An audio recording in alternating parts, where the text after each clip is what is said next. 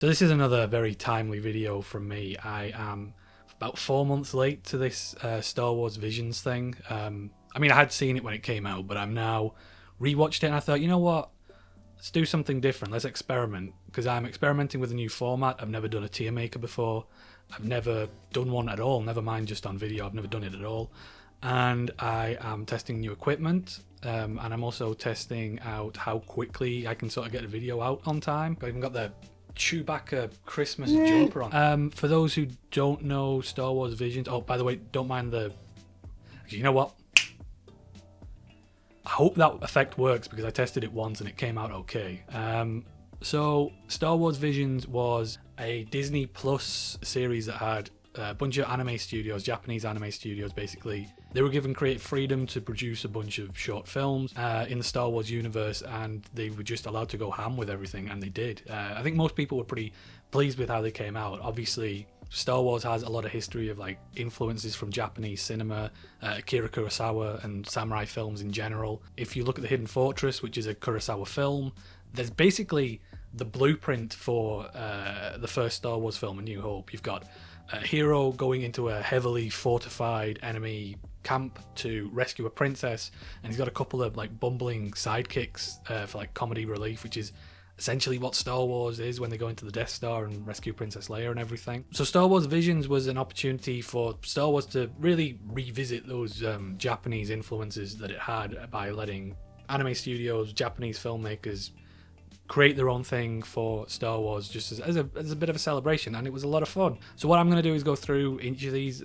films in order, the 14 like little short films that they've gone, and just rank them. So we're going to go in order, and the first one that I'm going to turn these lights off. They are bugging the shit out of me already. The first one that we had is the Duel. Yeah, they started off pretty strong. I was talking about Kurosawa, I was talking about samurai films. This one is the most obviously influenced by samurai. It's like so overtly Japanese in the way that it looks, with the architecture and the style and the clothing. Basically, a Ronin, a wandering warrior, walks into a little village, and it's been taken over by bandits.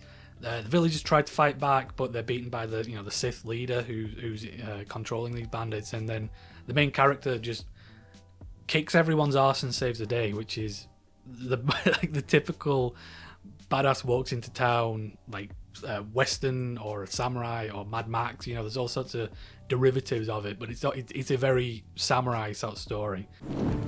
You don't look like one of the villagers. Who dares face me? Just a simple wanderer.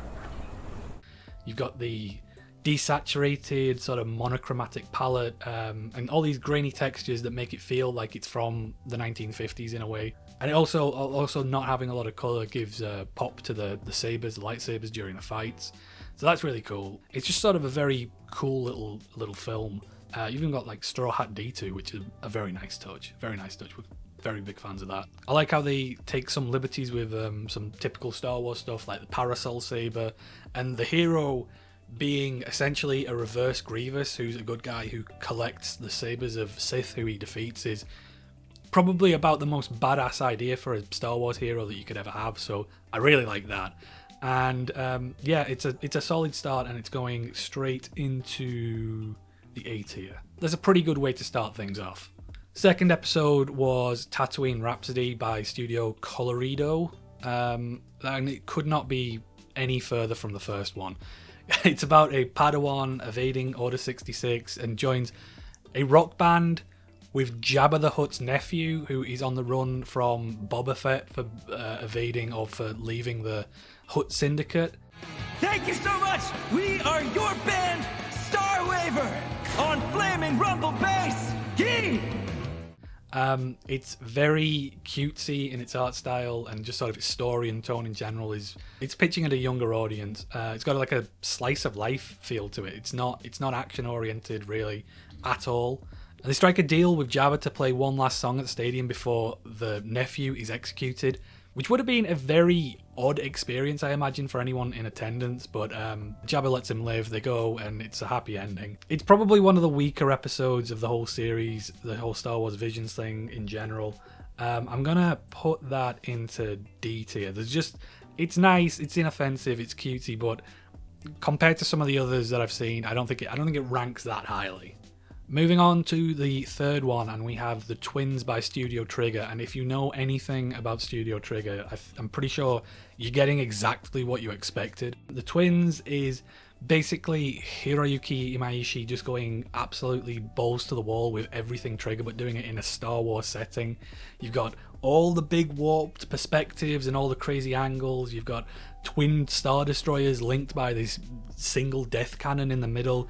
You've got C-3PO, or like an evil C-3PO, giving just the most overt exposition about the characters and their origins and their goals and how the laser works and how it fits in with this special armor that they've all been equipped with. Just exposition just forced down your throat. It's so Trigger. And then it all culminates in the most ridiculous campy hammy fight and dialogue you could ever imagine, with one of the twins, the brother, joins the light side, which means they have to fight to the death now. That's just how it works. The brother reveals halfway through the fight that he stole the Kyber crystal because he had this vision and he wanted to save his sister because he saw her being corrupted and dying, but like she doesn't care, and she just Iron Mans the thing, and the whole fight becomes even bigger, even more ridiculous, even more over the top, campy, hammy, the whole hog.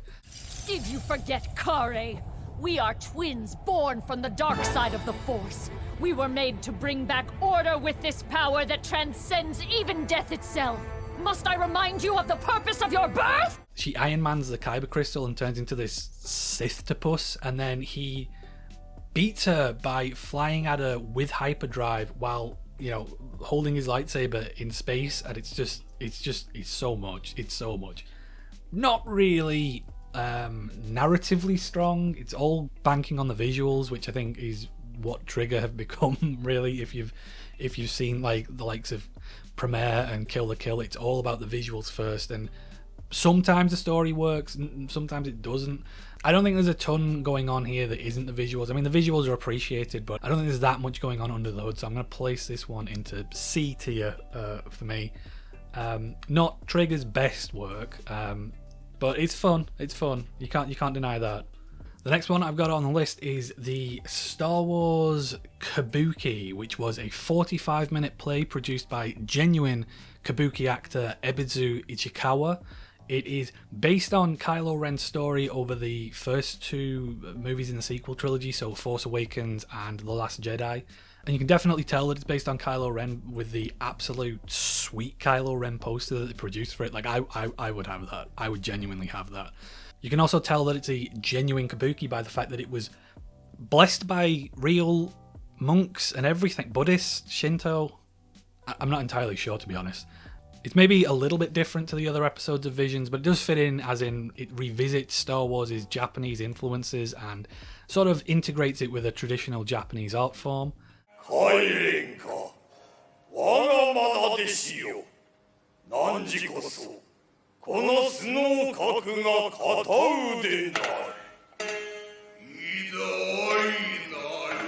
I've got to admit that the idea of a Star Wars stage play doesn't really appeal to me, because it sort of feels like if you take away all the special effects and all the professionalism behind it, all you're left with is what anyone does the first time they get a camera when they're like a kid, and it just becomes, let's pick up some sticks and just have a sword fight, or let's have a lightsaber fight. That's what I was expecting, but they do some interesting things with it. Like, they've got the guy who plays Ebizo, the guy who produced the whole thing, he plays Kylo Ren and he plays Luke. He's switching out on stage with like a body double, which is pretty cool. And his young son plays young Kylo. They project animation and sort of graphics onto the backdrop to make up for some of the stuff that they can't really do on the stage. So I actually wanted to be more cynical about this thing, the idea of Star Wars sort of ingratiating itself with a very traditional art form. I sort of wanted to balk at that idea, but actually the more I see of it, the more it feels like a genuine passion project from this Ebizo, the actor. So I'm kind of into it now. It might be a cool gateway for people who don't know anything about Kabuki to maybe get into it. If you're interested at all, why not start with a Star Wars adaptation? So I'm going to place the Star Wars Kabuki into B tier. I feel like that's a good placement for it. Like, I'm not super into Kabuki. I don't know anything about it, but this seems like a nice little cool project. The 5th episode is The Village Bride by Kinema Citrus, so you know exactly what I wanted from this. I wanted Made in Abyss vibes, and they kind of delivered, actually. I was really impressed by this one. It's my favourite episode that I've seen of the whole series up to this point was definitely The Village Bride.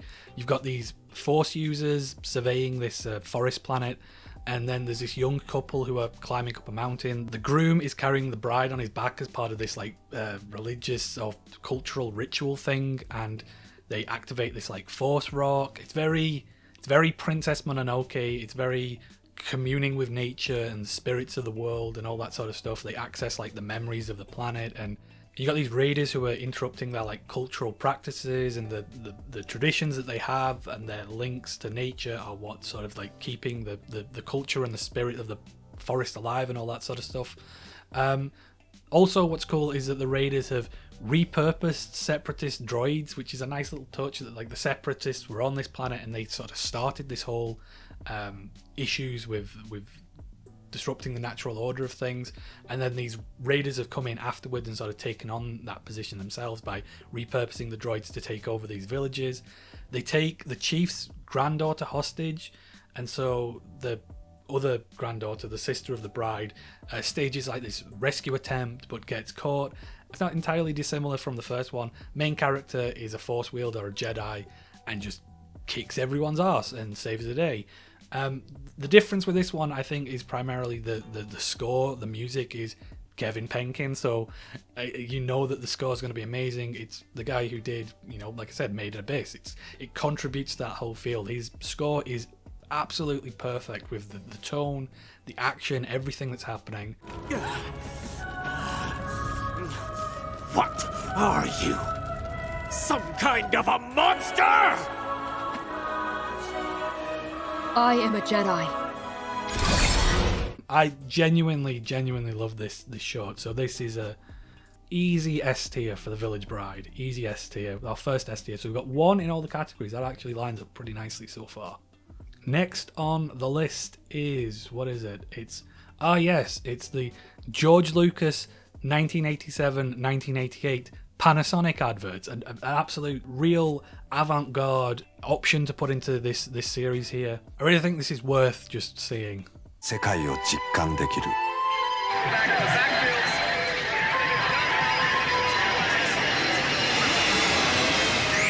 Far be it for me to tell Panasonic what to do, but it's maybe not the best optics to have your brand be positioned as the Death Star vaporizing a bunch of beloved characters. I think it's pretty sort of like Chewie's like flailing his arms in horror just before the lasers like disintegrate his body. Yeah, he's cowering in fear. Panasonic, Itsimo, something new. George's delivery is consistently brilliant throughout this whole thing. I love it. My job is to surprise everyone, to entertain them. Right now, I'm surprised and entertained. Are you, George? Are you really surprised and entertained? You're selling it. You're absolutely selling it. I believe it 100%. Itsimo, something new. God, I love these like late 80s George Lucas, because it's the final vestiges of him as like the visionary, independent, sexy man director George Lucas before the 90s and the prequels ravaged his body and turned him into Grandpa Goiter Goblin. It's just look at him smolder. It's a thing of beauty. I am always thinking of new dreams. George Lucas. I dream of visions which have yet to be seen. いつも新しい夢を考えてきた。 Shut up! I'm trying to listen to George's dreams. 現実の形にしてきた。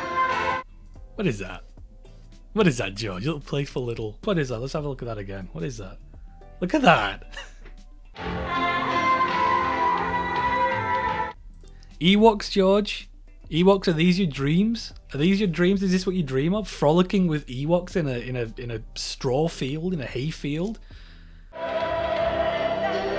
Panasonic, always new dreams. I feel like this is just like literally any given weekend for George Lucas. He just hires a bunch of people to dress up as his characters and just like just go into nature with C-3PO and that whatever these things are at the back. Panasonic, always new dreams, wonderful friends.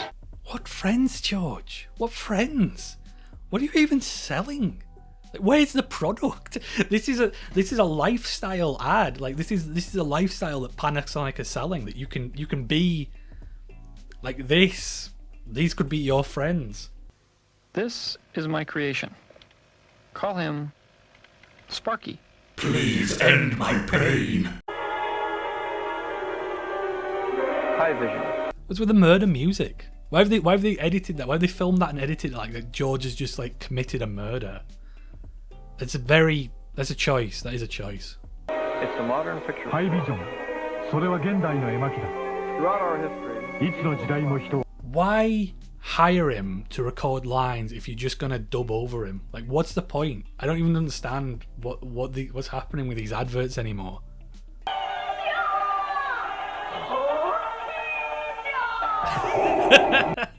It's my duty to provide you with that as a GIF. I will put that in the description. There will be a GIF of happy nodding Darth Vader with a Japanese scroll behind him. You're gonna get that. I guarantee. I will do that for you. That is a genuine, 100% authentic George Lucas laugh, everybody. I feel like they must have been paying him less and less as these went on, because he seems to be appearing in the ads less. So yeah, that whole thing is that is art. That's what I wanted from Star Wars Visions, is something completely different, like I've never seen before. So those ads they're A tier. Those are A tier. They can't go anywhere else. I mean, they could even be an S, but I think I'll keep them at A tier for now. Maybe I'll bump them up if there's nothing else. So we're moving on to the next one, which is Production IG's The Ninth Jedi. This one's about like some leader for some planet who's trying to revive the Jedi Order by summoning all the Force sensitives that he can find and bringing them together to, do Jedi stuff, I guess. But also there's Sith out there who are doing these counter operations where they're trying to mislead potential Jedi into traps and killing them. So one of these summonings happens and a bunch of Force sensitive people meet up at this like temple, this space temple, but they don't know if they can trust the guy who brought them together, the Margrave. He has a point. Who's to say if Juro is really a master Jedi, or if this is a trap? Elsewhere on the planet below, I guess, you've got the Sabersmith who's forging the kyber crystals into lightsabers, and his daughter who's interested in like the Force and sabers and all that sort of stuff. He's creating the lightsabers for the Margrave, but then they get attacked and the dad gets kidnapped, and the whole story is about the daughter taking the sabers to this summoning on the temple and like trying to unveil who among the group is a Jedi, who's a Sith, what the whole plan is. There's a lot going on. It's the longest of the Star Wars Visions episodes, and they pack quite a lot into it. Turns out everybody at the summoning, apart from obviously the daughter and the Margrave and one guy called Ethan and like some other alien who gets tempted a little bit but then doesn't, everybody else is a Sith. So it all culminates in this big fight, and then Cara joins the Margrave and the rest of the Jedi to try and like rescue her dad, and that's where it ends. And this episode, The Ninth Jedi, was, I think it was one of the fan favorites. I think it was one of the ones that most people like put down as like, yeah, this was the best one of the whole series. The reason I believe that was the case is because it feels the most Star Warsy. There's no like homages to other genres and other types of cinema or film. There's no other message. Like some of the stories have a more of an ecological or an economic or political message. This is just straight up Star Wars anime. Like no thrills, no bells and whistles, no twists. It's just Star Wars anime, the bare bones. And that's not bad. That's not a bad thing. I did like this episode a lot, but I think that's why it's probably the most popular, is because it's the most straightforward in a way. It's the most story driven. It's not doing a lot of the more distinct visuals that you get in the other ones. It's just what it is, and that's a good thing. But for me, I'd cap that as like an A tier. I don't think it's quite as amazing as some of the other ones, but I do get why people liked it. Number 8 on the list is T0B1, or Toby, I'm just going to call it Toby, by Science Saru. So again, you know what you're going to get with this one. It's going to be a bit weird, it's going to be a bit different, and you can see that straight away with like the Astro Boy sort of visuals that are going on. Smiley like Mega Man looking robot who's living with an eccentric droid scientist engineer. Come along, my children. Let's get to work. Their mission is to try and like regrow life on this dead planet, but the boy dreams of exploring the galaxy and becoming a Jedi and all that sort of stuff. He's like a little Pinocchio boy, and you get this super stylized dream where he, imagines himself as this Jedi warrior. The robot gets told that there's like a kyber crystal somewhere on the planet, so he sets out to find it and ends up accidentally alerting the Empire to them, and the Empire kill the professor, who turns out to be like a Jedi that's hiding away. And then Toby continues the professor's dream and revives life to the planet, and that's what helps him connect to the Force, and then he defeats the Sith who killed his mentor. It's cutesy and it's definitely different. It's following on from the Ninth Jedi, which I described as like being the most Star Warsy. This is by far the least Star Warsy. It's the one that's by far doing its own thing more than it's doing Star Wars. I thought it was okay. It wasn't for me necessarily. I like the art style, and I like that it's doing something different, but I think Toby goes into a C tier for me.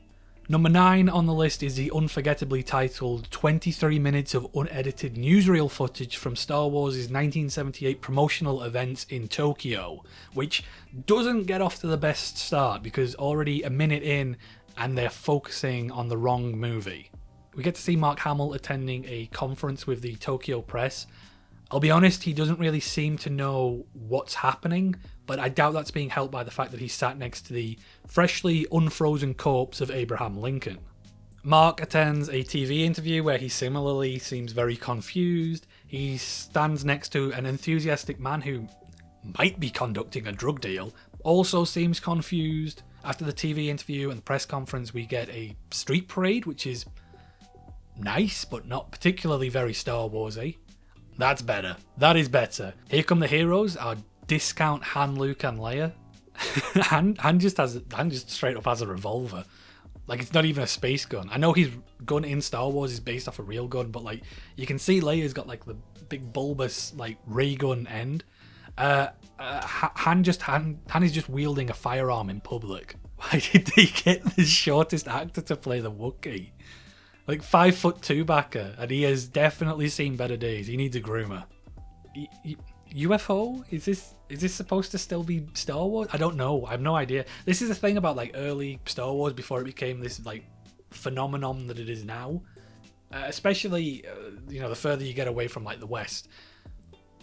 I don't know if they knew what was and what wasn't Star Wars. Like, is this a different brand? Is this a different movie? Or is this just throw some sci-fi shit at it and we'll just pretend it's all Star Wars? Like, I don't know if it's the organizers of the street parade who don't know, or if it's the cameraman who's just filming this other shit that he just assumes must be Star Wars. I don't know where we are anymore, so it's probably best to move on. I'm going to put the 23 minutes of unedited film reel footage from the 1978 Star Wars promotional events in Tokyo straight in at C tier, I think. I don't think it's up there. I don't think it's as good as the Panasonic ads. I think C tier is about the right level for that sort of thing. It's unedited. They should have cut down all the guff. So episode 10, and we are back with Studio Trigger for their second entry, which is The Elder. It's a lot less stylized. It's a lot less Trigger. It's a lot more just sort of just base level anime. There isn't that much of the signature Trigger style to this one. You got a master and a Padawan visiting the Outer Rim. The seasoned master has chosen this planet specifically, and he senses like the dark side coming from it, and the Padawan's very eager to get out there and get like battle tested. He wants to fight. He wants to prove himself. Could it possibly be Sith?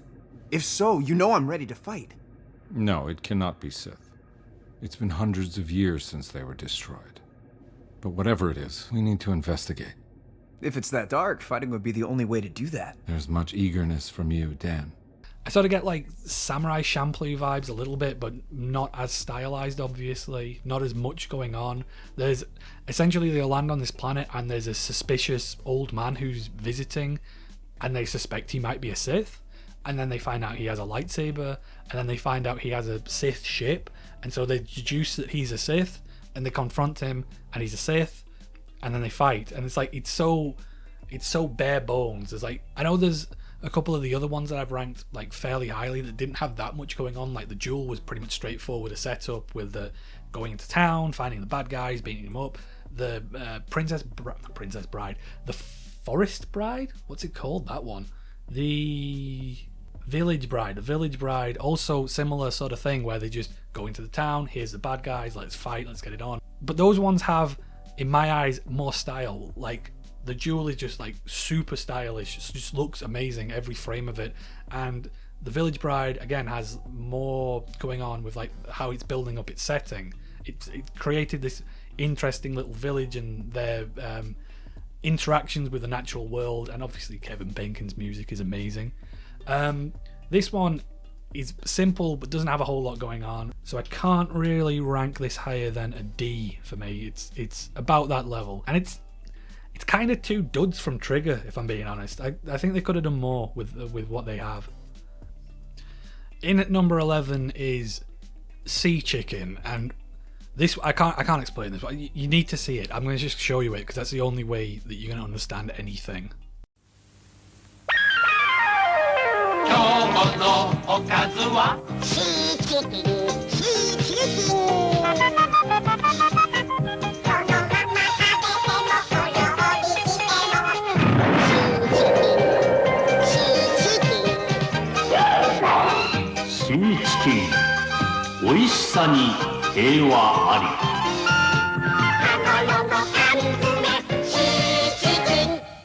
This is easily the shortest video of the whole thing, but I have by far the most questions about this one. Like what are those voices? What are the voices? What are the sound? What's happening? What's happening is really what I'm asking here. Like, is this even officially licensed? And if it is, why does everything look like shit? You know, apart from C-3PO's head, everything looks like it was just improvised, like thrown together in an afternoon. Right? Okay. Like let's go through this. Let's go through this.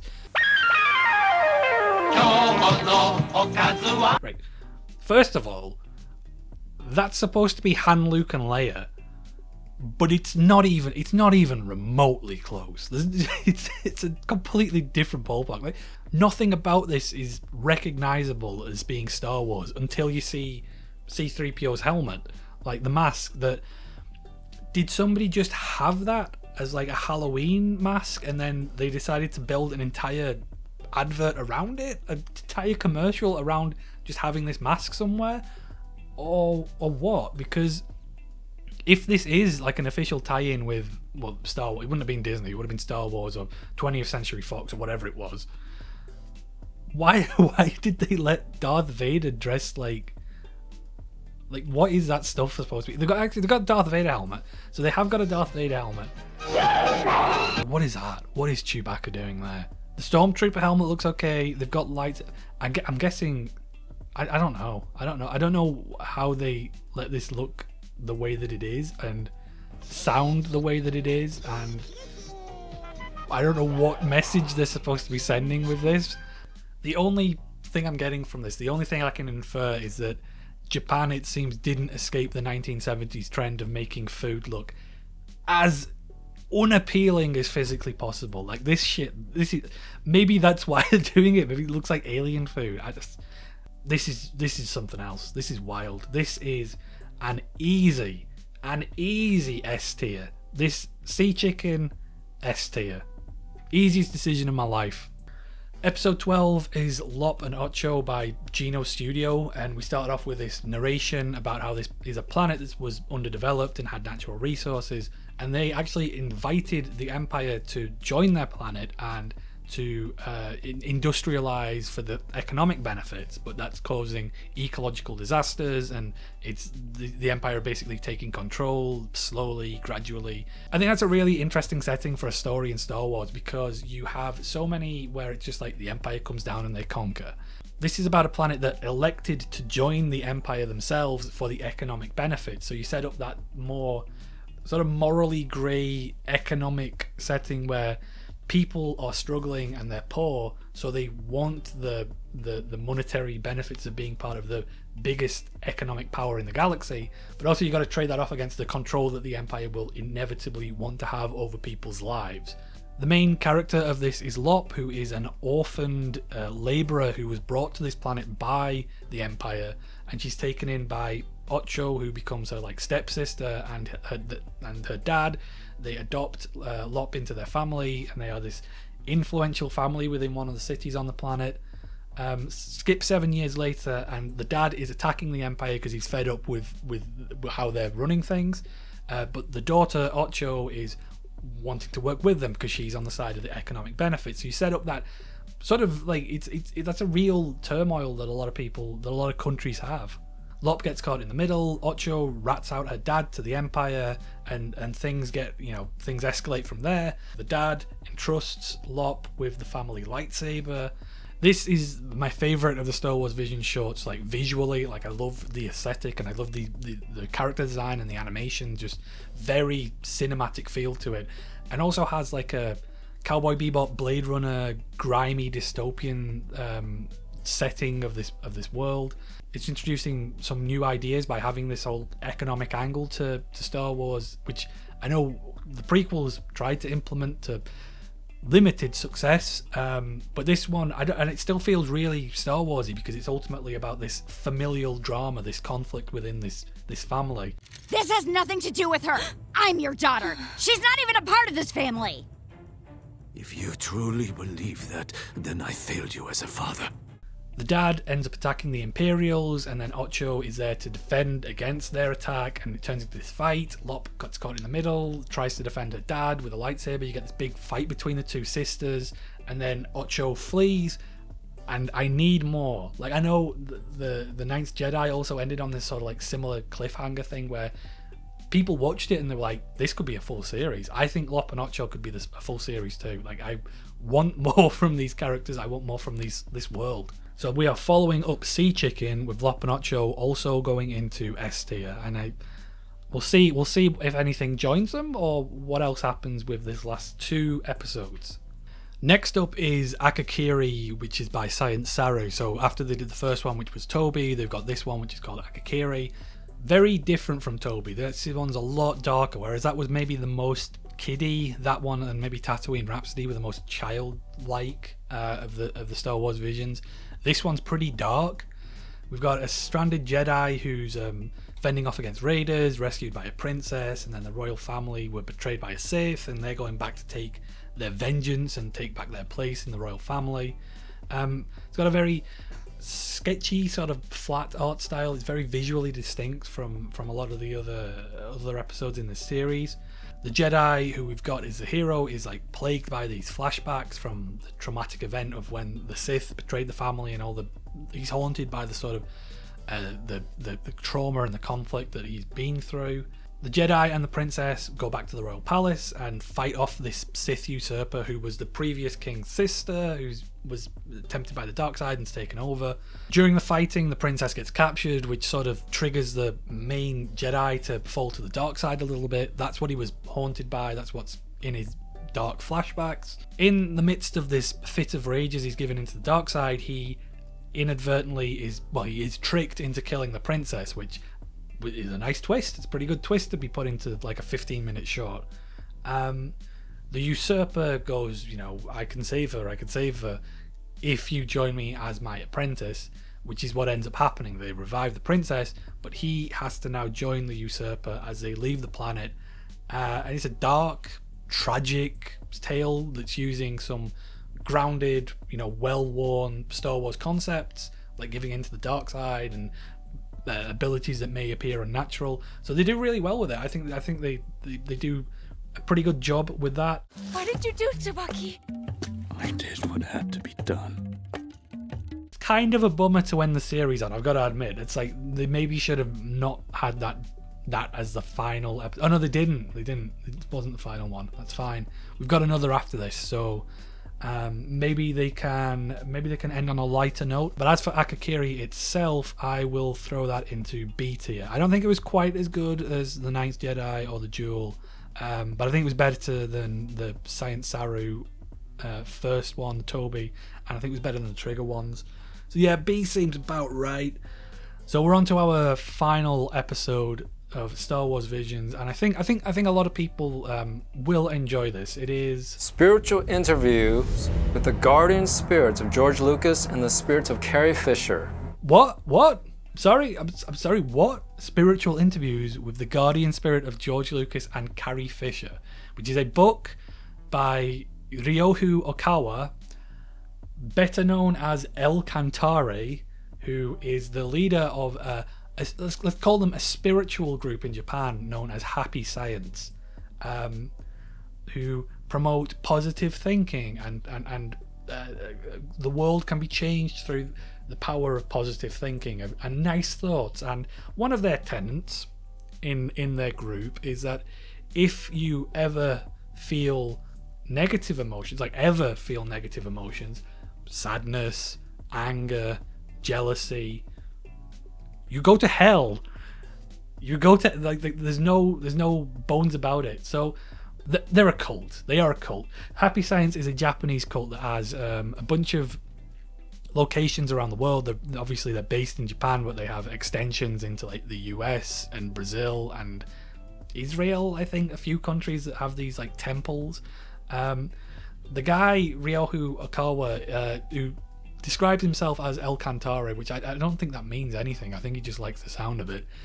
He promotes himself as being a reincarnation of the Buddha and the second coming of Christ, and also like this physical mortal form of, or probably immortal form of some Greek god as well. He can see the future, he can converse with the dead, and also the living, which is slightly less impressive. But apparently he communed with the spirit of George Lucas, which is a ballsy move as like a cult leader who can speak to the dead if you're also purporting to be in communications with people who can refute the conversations that you have had with their spirits. Like, George Lucas could just deny this. I feel like speaking to the dead is probably a safer bet, I'll be honest. Awakening messages to the space age. The space age we are already in now. I love this video. I really do love this video.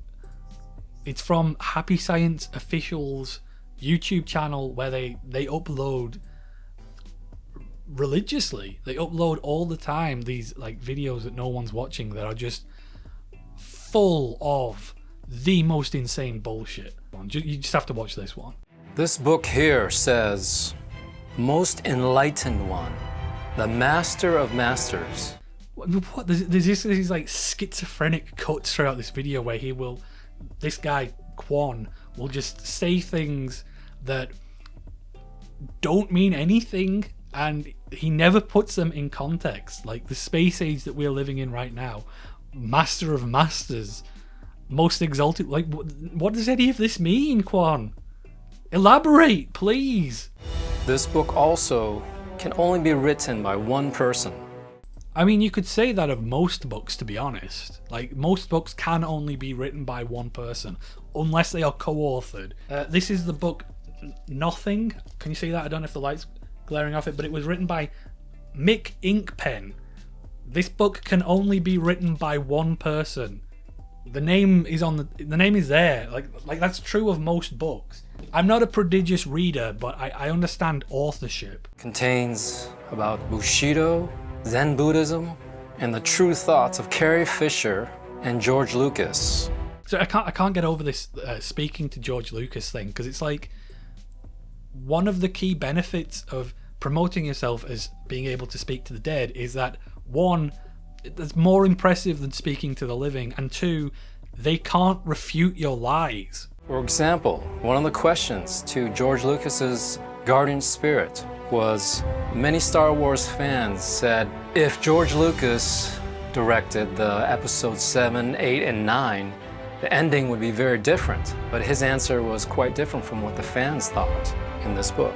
Sequel hate bait is it's an ambitious ploy. I gotta say, that's like a long shot of getting someone to join your cult, but it could work. It could work if you pretend you have the answers to what the sequel trilogy should have been. I mean, I'm tempted. I could be tempted to buy this book. I don't know if I'm gonna join the cult, but if it might help your book sales, actually. What was the truth or the message that George Lucas wanted to convey to the world through the entire Star Wars series? What was it? There was one huge message that he wanted to convey.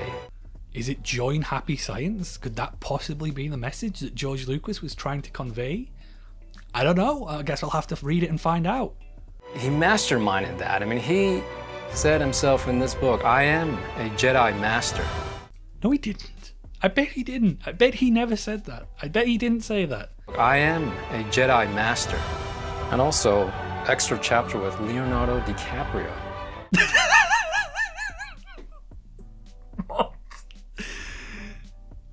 What? Why? He's not even in. I feel like that's the least the qualifications that you need to be in this book. Like, he wasn't even in Star Wars. No, he wasn't. But what does that have to do with anything?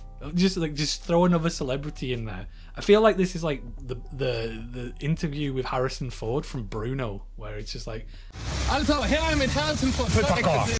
But this is mostly about Star Wars as an introductory understanding to the movie The Laws of the Universe, Part 2, the third in the series. There was a Part 0 and Part 1. And now there's Part 2, Age of Elohim, going back 150 million years ago. A true story.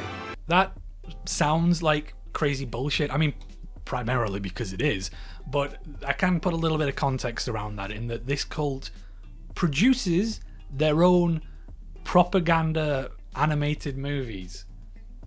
There's a whole video you can watch. There's some Mother's Basement did a video on it. You can go watch that. I'll put a title card to it. But yeah, this cult makes their own movies. They hire animation studios to make these cult propaganda videos, which is wild. Like, I haven't seen them, but actually the animation looks pretty good. You can read in this book why Star Wars is actually based on real truth. That there are real wars that have happened in the universe and will happen and are happening right now. Why is he so smiley about that? Why is he so smiley about wars I'm trying to avoid the wars that are happening right now. I don't have the news on because I don't want to know about the wars that are happening right now. Why are you so happy about that? Real wars that have happened in the universe and will happen and are happening right now. So it says here, the battle for space justice has been happening, not only in the fictional world of movies, but also in reality, through the past, the present, and the future. Read this book, please. And you know, you've got a good product when you've got to end on the old Jeb Bush. Please clap. Read this book, please. So where does Happy Science spiritual interviews with the guardian spirits of George Lucas and Carrie Fisher by Ryohei Akawa fit into our list? Well, if I'm being honest, I cannot in any good conscience support these actions of this organization. So I got a tier for them all on their own. They will be going into the mental bullshit tier. I can't think of anywhere else where they could be more fitting. So that's our list in full. That's we've got the Princess Bride, the Village Bride, Sea Chicken, Ocho in S tier. A tier we have the Duel, the Panasonic ads, and the Ninth Jedi. B tier, Star Wars Kabuki and Akakiri. C tier, the Twins, Toby, and the 1978 promotional events in Tokyo. D tier we have Tatooine, Rhapsody, and The Elder. Mental bullshit tier is rounded out by Happy Science. So that's our tier list. I hope you enjoyed it. I hope that I had the audio and the recording on, because this is a completely different setup, so I'm a little bit nervy. But I enjoyed this, and who knows, if it does alright, maybe we'll have something similar in the future. But until next time, thanks for watching.